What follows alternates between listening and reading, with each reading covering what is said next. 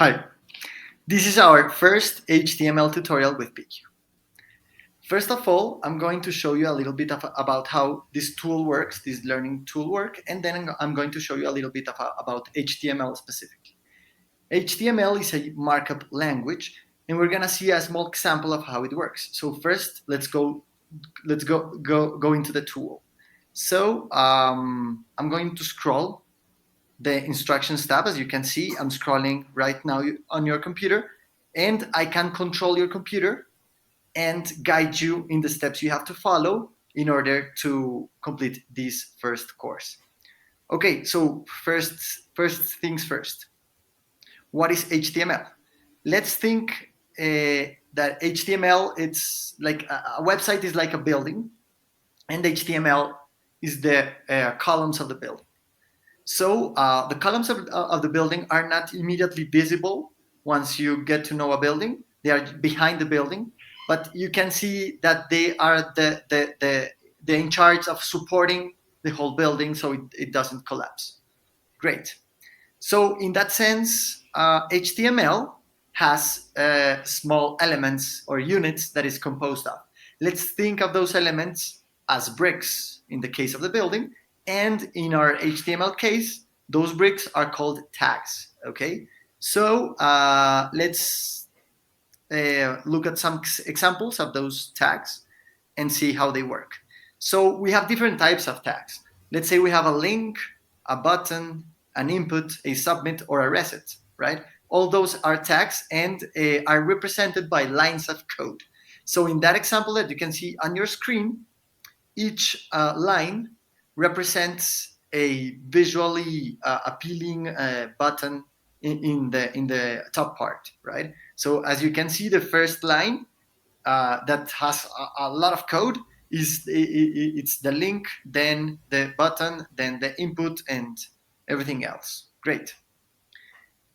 So the thing is, how do you create a tag? How does it work in practice? What's the code for that tag, for any tag, right? So basically, tags have two main components, or let's say three, but let's concentrate first on only two of them.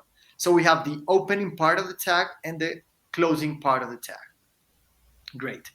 So the opening tag has three subparts, right? One is the less than sign, then the name of the tag, and then the greater than sign. Let's see an example of how it works in practice. This is an opening tag. Great. Now let's look at the closing tag.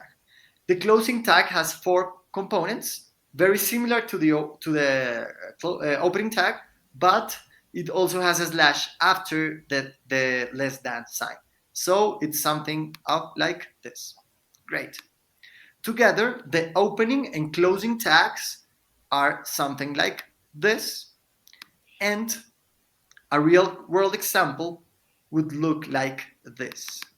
Here you have a button, and the text of the button says send.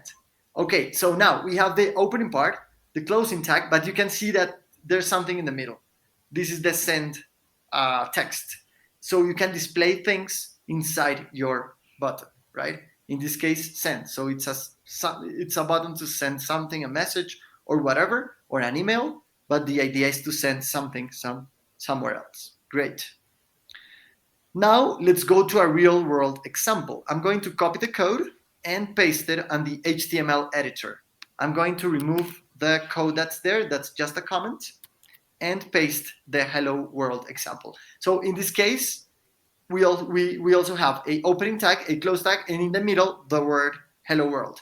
Don't worry about the specific H1 name or whatever, just concentrate on the hello world. We want to display the hello world on the your result tab. Okay, that's in the middle of the screen. And it should be the same as the expected result in the right hand side of the screen. So I'm gonna hit right now the blue run code button, and it'll display the hello world text.